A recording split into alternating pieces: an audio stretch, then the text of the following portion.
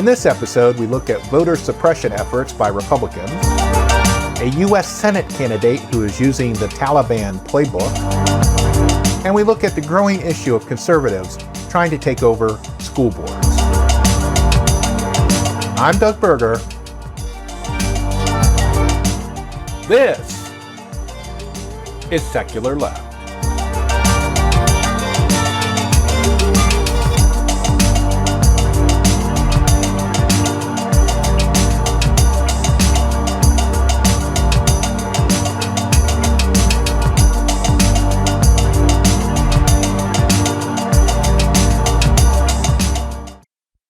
I wanted to talk to you today about voting rights. In particular, about the way that the Republicans try to suppress voting in this country. I was having an argument on Twitter. Yeah, there was an argument on Twitter the other day with somebody. Their opening argument was that if voter ID is racist, then requiring IDs with vaccination passports is racist. And they claim because it's for the same reason, that it would disproportionately affect people of color. And so those of us on the left should complain about that as well if we're going to complain about voter ID. And in talking to this person, they pretty much were thinking that voter ID was a good thing because it would make our election safer and support democracy or something like that. That was their argument.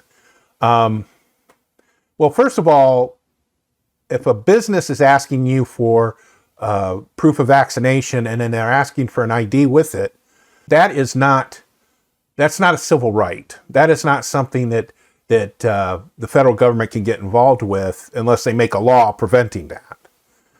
It's not the same thing as voter suppression. It's not the same thing as requiring an ID to vote, because that is affecting your right. Voting is a right. It is enshrined in the Constitution.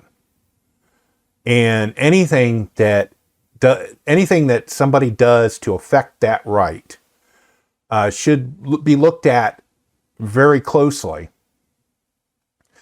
so that it doesn't disproportionately affect people of color. But that whole thing about asking for an ID with a vaccination card or something, that's for something else. That we'll talk about that at another point maybe when it becomes a problem, because it's not a problem.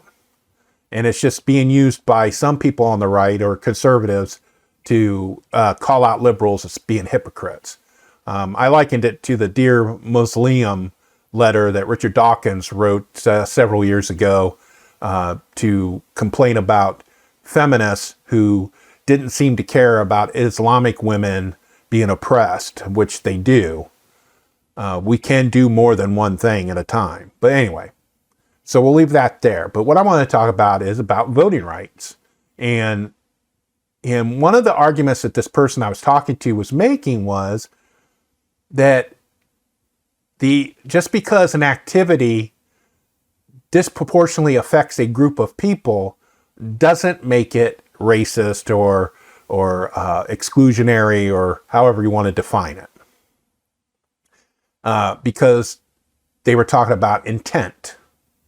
You know, did lawmakers intend to disproportionately affect people of color? And he tended to claim that we should give them the benefit of the doubt. And I'm like, no, we don't give them the benefit of the doubt, because the intent is staring you right at the face. Just because they don't use that particular words, just because they don't write the law, this is to keep black people from voting, doesn't mean it's not racist. And so, like I said, I had this argument a few days ago, and then the other day, John Oliver on his show last week, I think that's what it's called, late last week, I forget the title, that's on HBO, had a segment about voting suppression and how Republicans do that. So I really want to share that video because I think it's very important. So I'm going to show a major portion of it, particularly a couple of two particular points that I want to talk about after the video. But this is from John Oliver's show on HBO. The thing is, if you do actually read these bills, you quickly find they absolutely make it harder to vote, and particularly for certain people. So tonight, we thought we would take a look at the attack on voting rights and how best to fight it. And let's start with what is in these bills, because it's a lot. For instance, in Texas, where, remember, that guy claimed you can't find a single instance of voter suppression, one thing their bill does is roll back a lot of the innovative measures put in place during the pandemic that made voting more accessible. Among other things, it gets rid of 24-hour and drive-through voting, both methods that Harris County implemented last year. And as the county clerk who oversaw that election points out, when you look at the precincts where those methods were most popular, it's clear that the harm is pretty targeted. Why are we taking 24-hour voting away? Because 56% of voters in November who used 24-hour voting were people of color, and they know that. Why are we taking drive-through voting away? Because 53% of those voters in 2020 were people of color. Yeah, it's pretty obvious who is being targeted there. They may as well say, you can't arrive at a polling place exhibiting a face in the Fenty 300s or higher. Sure, you're not saying people of colour, but we all know what the fuck is happening. And it's not just drive-through voting. Texas and all these other states have added new barriers to voting by mail, coincidentally, just a year after elections in which the percentage of black people who voted by mail surged past white voters. Meanwhile, all these states have put harsher voter ID requirements in place, even though federal court cases found black and Latino voters in states with harsh laws disproportionately lacked access to the types of photo IDs required to vote. So already, when you do read these bills, you quickly find some shit in plain view. It's like a second grader playing hide and seek.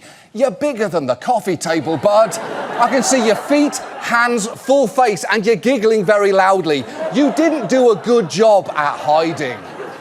And some of those pushing these bills, like this state representative from Georgia, even argue that if a law does make it harder to vote, that's not necessarily a bad thing. I do believe that voting in this country is a privilege. And it's a right. And it's a right as well, but it ought to mean enough where you could put forth a little bit of effort in trying to cast your ballot. Okay, except something can't be a right and a privilege that you need to work for, because those are two completely different things. For instance, the point here is, this has been a concerted, organised effort over many years, but the reason it now has a much higher chance of working has to do with a pair of Supreme Court decisions that gutted the landmark 1965 Voting Rights Act, which prohibited racial discrimination in voting. The first decision, Shelby County versus Holder, basically released these areas, which had a prior history of discriminatory voting laws, from having to run any new ones past the federal government first before they took effect. And the second one, Brenovich versus DNC, essentially found that even if a voting restriction has a discriminatory impact, that in itself doesn't necessarily violate the Voting Rights Act. Those two decisions basically made it easier for some states to pass discriminatory laws, while at the same time making it much harder for anyone to challenge them. And given that one of the dwindling ways that you can still successfully sue under the VRA is by demonstrating a bill is racially motivated, it is hardly surprising that those passing these new laws have been quick to shut down any discussion of their racial impact. In fact, in Texas, in the midst of debating their new bill, there was this incredible moment. Members, this is a reminder to everyone to be civil and respectful of our colleagues as we debate SB 1. The chair would appreciate members not using the word racism this afternoon. Look, if the word you don't want people to use is racism, I hate to break it to you, but you're doing a racism. Someone might have told you that sooner, but in fairness, you told them they're not allowed. A constant theme in debates over these bills is black elected officials pointing out their impact and their white colleagues telling them to be quiet. In Arizona, back in April, they were debating a bill that makes it hard for many voters to receive an early ballot in the mail. But watch what happened when one lawmaker started pointing out the disproportionate impacts that would have. The effect of this bill will make it harder for independent voters, seniors, Native Americans, Black, brown, and low-income people to vote. To each of you, point of order. In 2022, Point of order. I have 12 words for you. Point of order. Show up. Point of order. Show out. Point of order. And vote. Okay, you should never shout someone down when they only want to say 12 words. Unless, of course, those 12 words are, his testicles became swollen, his friend was weeks away from getting married. And look, I know that obviously does not look good, but wait until you see that man's colleague read from the rule book to explain his point of order. In accordance with Rule 19A, no member shall be permitted to indulge in personalities, use language personally offensive, arraign motives of members, charge deliberate misrepresentation, or use language tending to hold a member of the House or Senate up to contempt. And I feel personally that motives were arraigned of members, including myself, with regards to colored people, black people, whatever people this individual wants to single out in their ability to vote. And I don't think it's correct. And I think he should be sat down and he shouldn't be allowed to speak. Oh, fuck all the way off. Yeah, so the reason why I wanted to show that video is because it brings up two salient points that I want to discuss a little bit further. The first thing was that the Supreme Court decision said that just because a policy or law disproportionately affects a particular group doesn't necessarily mean it's racist. And in order to prove that it's racist, you have to prove the intent of the legislators who introduced that bill. Some of the voter ID laws that have been struck down because when they were discussing it, they kind of gave away what was going to happen was that they were trying to suppress the vote. So they're not going to do that. So that's why I included that second part where the Speaker of the Texas legislature said, don't use racism. And the Arizona guy wanted his colleague shouted down or to be quiet because he was calling them out for doing what they are doing. And further, that video goes, and I'm going to have the link up on the show notes. So, check the whole thing out. They talk about you still need a reason to pass these laws.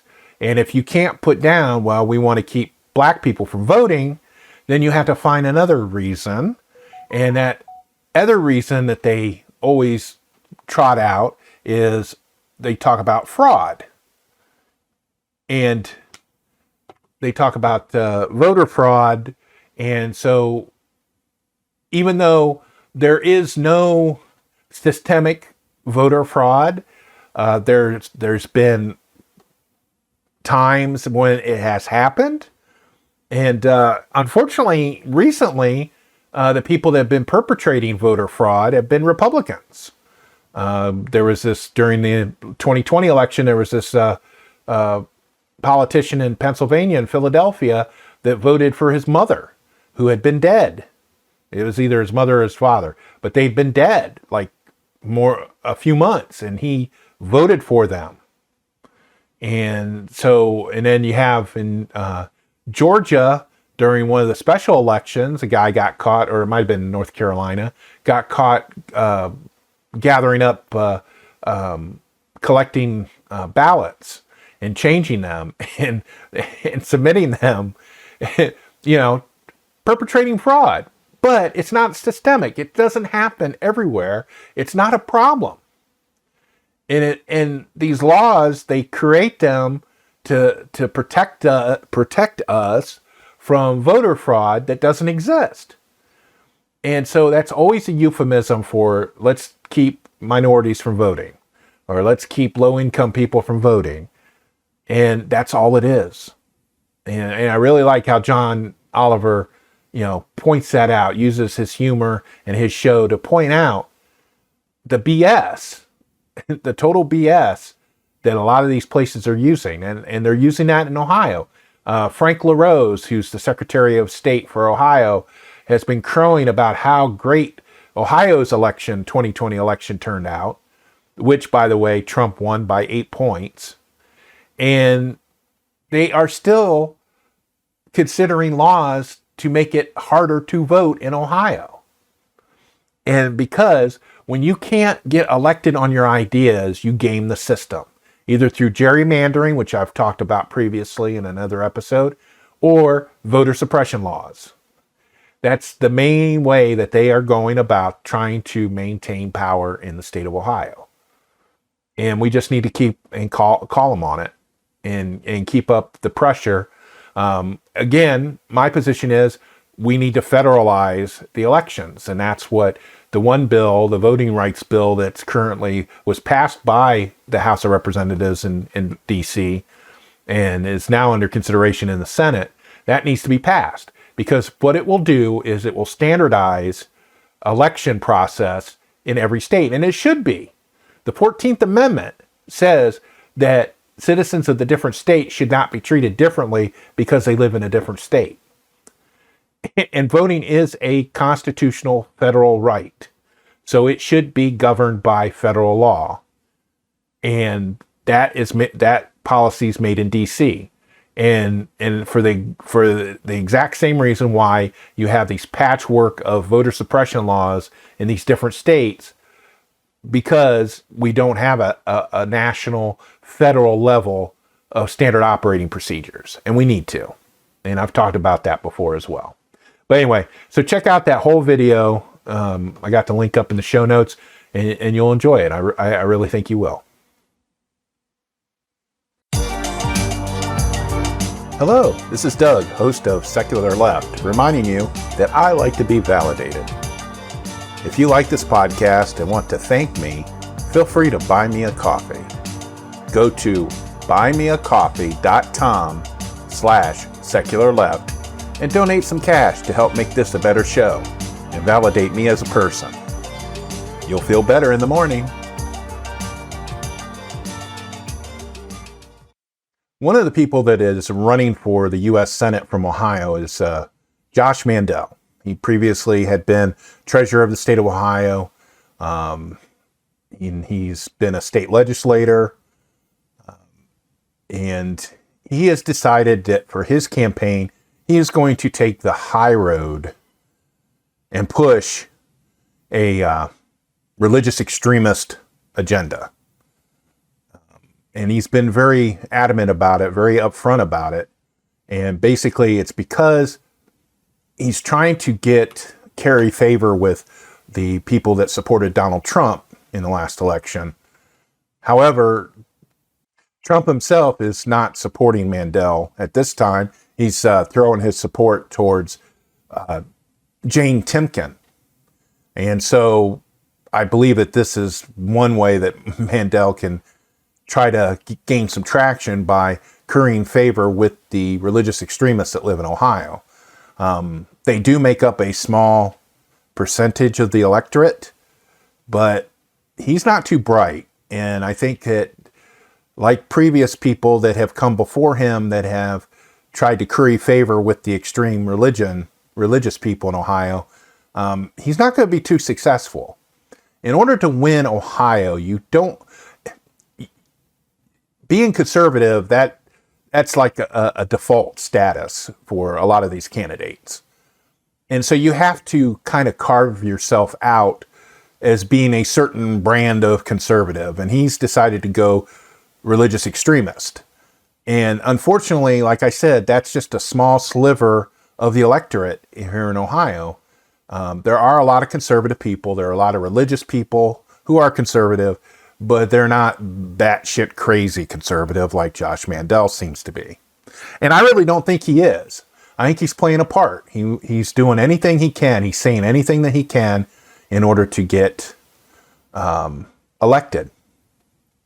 And one of those things was he did this interview with the Washington Examiner. It's similar to an op-ed that I responded to several months ago, where he's talking about putting religion back into the schools.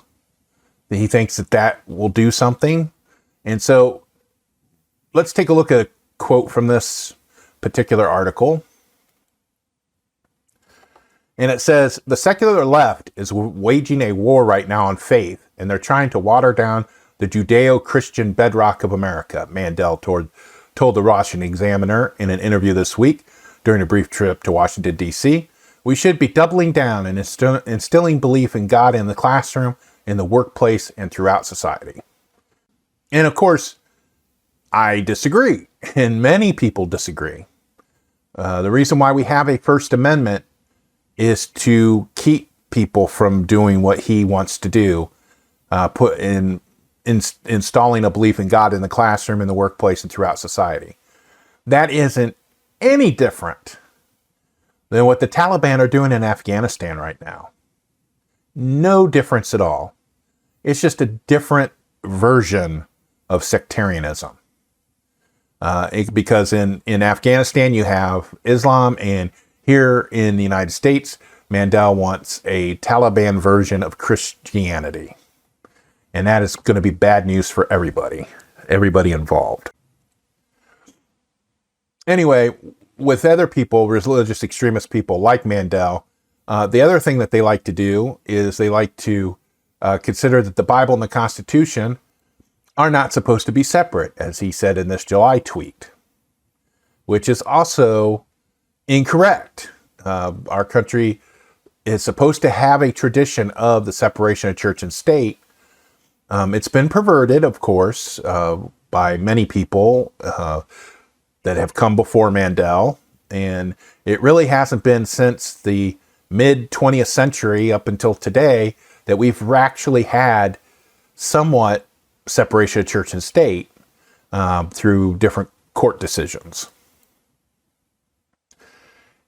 And so, as I said, besides the Bible and the Constitution thing that they like to float around, one of the things that happened recently was that President Biden had announced that there was going to be vaccine mandates for government workers, and he's also going to mandate it for private employers who had a certain number of workers, and he was going to do that through OSHA, which is the Occupational Safety and Health Administration. They're the people that are in charge of the health and safety of workers. And so that's a natural place to put a vaccine mandate, is in that agency. And so, of course, the extremist right, like Mandel, which, by the way, I should point out, he is Jewish.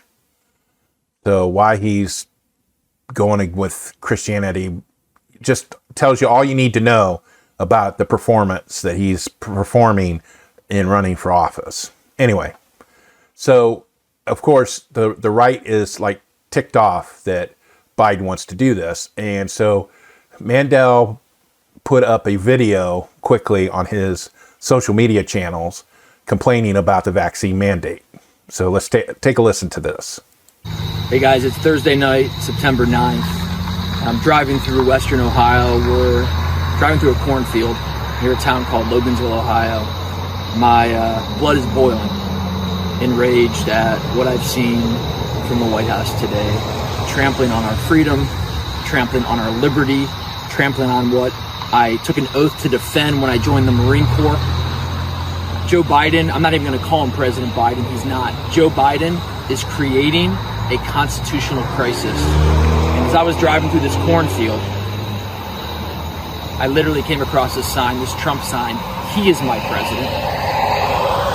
And I am hoping and praying that the Supreme Court justices that he appointed to the US Supreme Court will do the right thing and stand up for the Constitution, stand up for our freedom, stand up for our liberty. And if they don't, I call on my fellow Americans, do not comply. Do not comply with the tyranny. And when the Gestapo show up at your front door, you know what to do.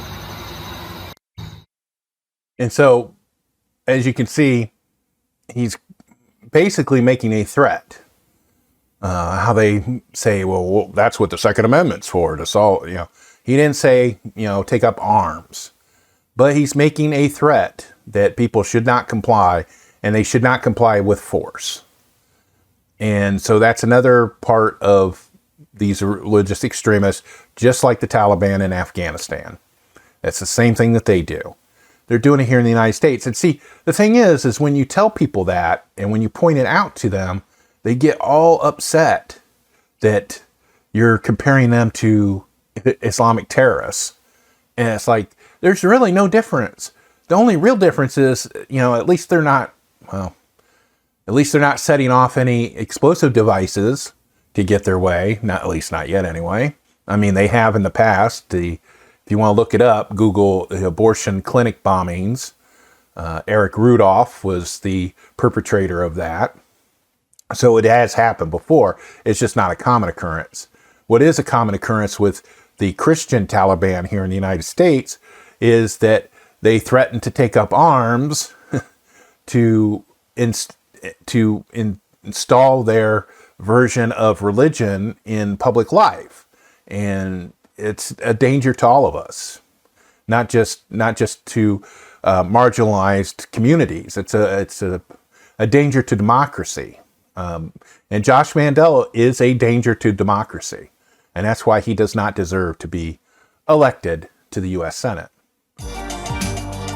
For more information about any of the topics covered in this episode, check out our show notes at secularleft.us.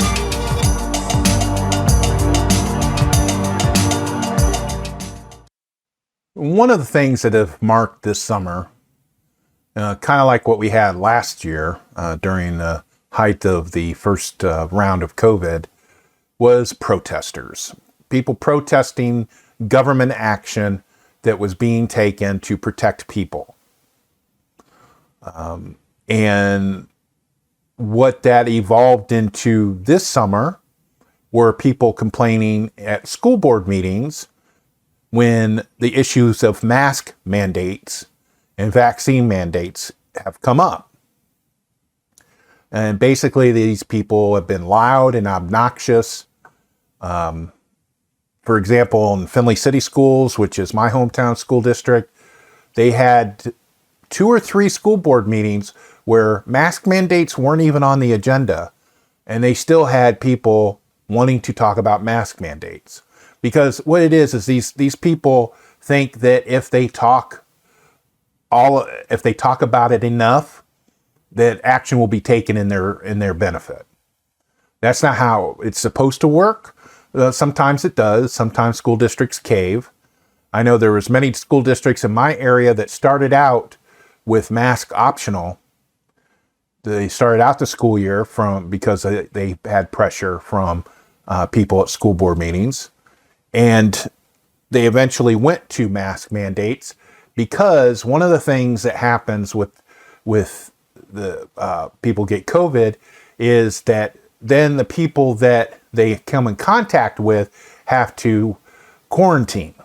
And that means they're not in school. And some of these school districts have had hundreds of students quarantined for 10 days because maybe 1 or 2 people came down with COVID. There's also been a couple of school districts in my area where teachers have died from COVID. And so you still have these people, mostly white, mostly suburban, mostly affluent, and conservative, complaining about mask mandates and vaccine mandates at school. And what that then moves into is why I have this graphic up, is they decide to run for school boards because they want to protect the children, some bull crap like that, about protecting children from and not being indoctrinated. And the latest boogeyman is critical race theory, which, of course, we all know if you're smart and you read up on these things, you know that public schools are not teaching critical race theory. It's just a boogeyman. And that's what this mask mandate, vaccine mandate stuff is too, It's just a way of dividing people, causing chaos that conservatives love, because then they come in and supposedly save the day. So, for example, these 4 women here that I have in this graphic are running for Van Buren School Board. And one of the hallmarks of a conservative running for elective office, especially if they're a neophyte or they've never held office, well, I probably shouldn't say that because this kind of afflicts pretty much all conservatives, is if they're running for office or they're in office, they don't like people challenging them or challenging their views. They think that that is wrong, that that's hateful, and they want to shut that stuff down. And that's what happened in the case of these 4 women running for Van Buren School Board. They're running together. So obviously they're all friends and they all have this, they share the same values. They want the ABCS coming back, whatever that means. Oh, ABCs, accountability, basics, communication, success. Whatever that means. That's nice and vague. But one of these women, and I'm not sure who, because this was just something I saw on Facebook that was posted on a Twitter feed that I look at for the area. And one of these women have an issue with one of their children who happens to be homosexual. And gee, imagine that a conservative woman would have a problem with their child being gay. Surprise! No, I'm not surprised at all. But anyway, so let's look at this comment. Now, this was just after this page had opened, this page for these group of women here. So let's take a look at this comment that somebody posted shortly after this page became public. Anyway, so it looks like somebody was saying that, he says, I was wondering if you could address how the 4 of you would support LGBTQ students in the Van Buren School District. One of your promoted members has spent her lifetime shoving her adult son into the darkest corner of the closet to protect her own narcissist, and I'm sure they said image, not imagine. Is that what you 4 support for LGBT Van Buren students and the lifetime of trauma and mental health disorders that accompany it as your candidate and her extremely closeted son because of his mother's overbearing traumatic abuse? So basically, one of these women has an adult son who is gay, and they have been trying to push them into the closet for all these years. And yes, we know that is abuse, traumatic abuse. So this person who actually probably knows what's going on, I don't know who this person is, wanted their comments. So what did they do? They shut down all the comments on that page. They deleted that comment and they closed off comments and said, due to hateful comments, we have decided to make this a read-only page.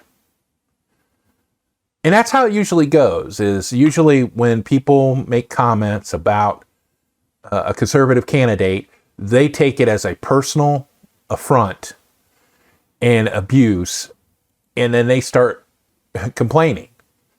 And then they cancel people.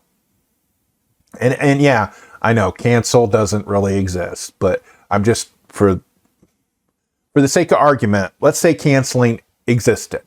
That's what these conservative candidates do, is they like to cancel people who don't agree with them. Now, personally, the way I look at it is, if you are an elected official or you are running for elective office, you have an obligation to respond to challenges of your views. You have an obligation to respond to people asking you questions. Even if you don't like the questions, even if you don't like the people asking the questions, because if you are running for office or you get elected, you are representing everybody, not just the people who voted for you. You're also representing the people who didn't vote for you, the people that don't like you. And you have an obligation as an elective official to talk to them. Okay? Now, having said that, if you are a parent or a friend of a parent and you believe that you have a right to speak at a school board meeting, that's something else. You do have a right to speak at a school board meeting, but the school board also has a right to create rules and procedures in order for you to be heard. And that is not violating your First Amendment rights, because the First Amendment is limited in time, manner, and place.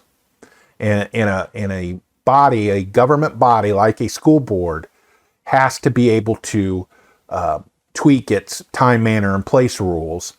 So one, so they can hear everybody, and two, that it's done in a manner that is democratic and professional, and that it doesn't cause harm to other people. And so that's the one thing, and it just kind of cracks me up when some of these people that are speaking at school board meetings complain that they aren't being heard. Well, they're being heard. I support mask mandates, and so when my local school board, my hometown school board, was being inundated by these anti-maskers, which I should point out is a small, tiny minority of people. The polling has shown that people support mask mandates for schools and vaccine mandates for schools and vax mandates for staff. Overwhelmingly, like 60% support it. So just this small minority is raising this ruckus and causing chaos at school board meetings.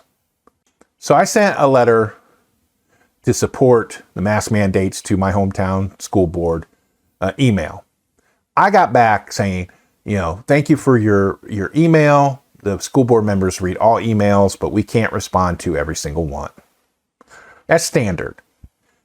But to these conservatives, if they get that standard response, they just send more emails. And then they complain that they're not getting a response.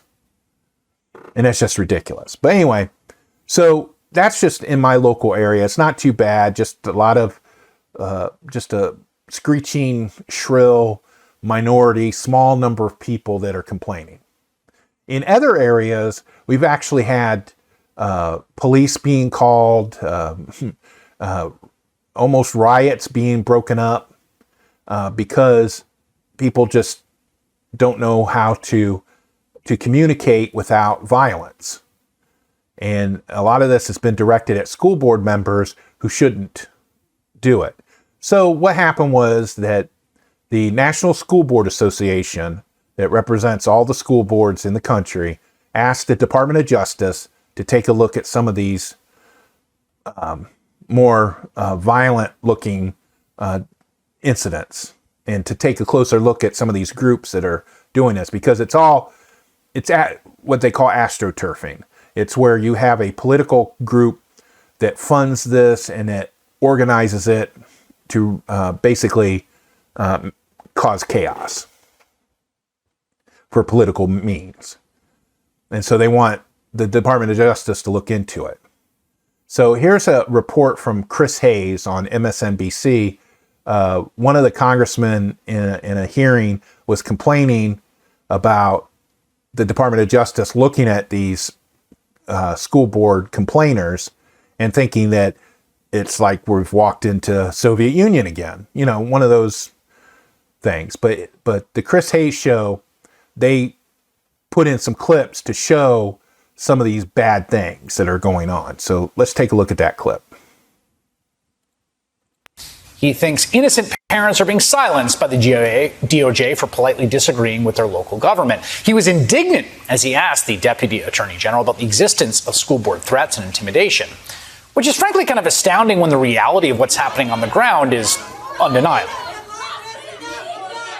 Is waiting to express one's view at a school board meeting harassment and intimidation? We know who you are. We know who you are. You can leave freely, but we will find you, and we know who you are. We know who you are. Harassment and intimidation What did those terms mean in the context of a local school board meeting? The death threat was, you're going to get knifed, you're going to get you're dead. Tell me where the line is with parents expressing their concerns, waiting for hours in these school board meetings. We've all seen the videos. This happened in my state. People were actually throwing fists and hitting each other outside the auditorium this evening after the board unanimously voted to approve requiring masks. If this isn't a deliberate attempt to chill parents from showing up at school board meetings for their elected school boards, I don't know what is. One of the board members, they called for her and her children to choke and die. Another one said that the board member was about to get ruined. Another one suggested another board member die by suicide, calling also for harassment and bullying of board members. You are attempting to intimidate them. You are attempting to silence them. It has an effect on you that you can't really put into words. When someone describes the way they want to come into your home and end your life. I cannot believe that an attorney general of the United States is engaging in this kind of conduct. And frankly, I can't believe that you are sitting here today defending it. Josh Hawley's very upset. We're going to send him that montage just to read him into a little bit of what's been going on at the local level, but I suspect he knows.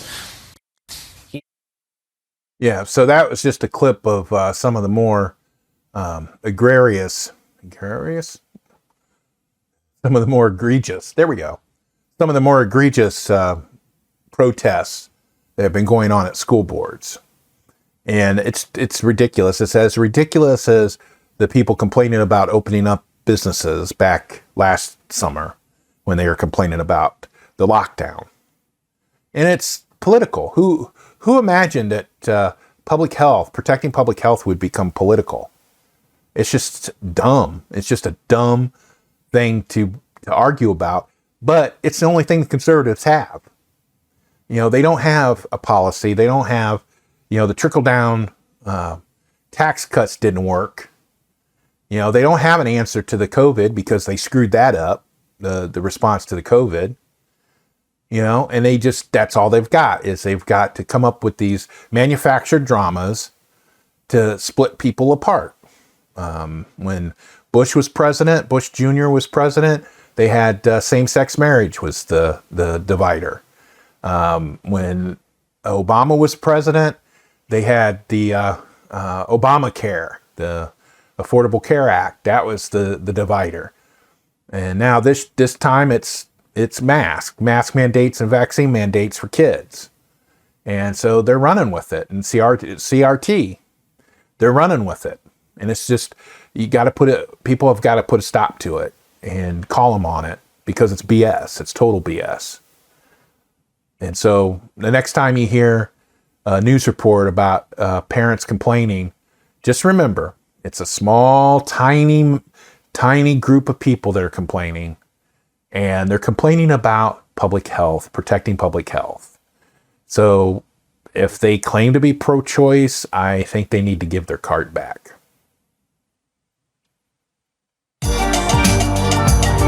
Thank you for listening to this episode. You can check out more information, including links to sources used, in our show notes on our website at secularleft.us. Secular Left is hosted, written, and produced by Doug Berger, and he is solely responsible for the content. Send us your comments, either using the contact form on the website or by sending us a note at comments@secularleft.us. Our theme music is Dank and Nasty, composed using Amplify Studio. See you next time.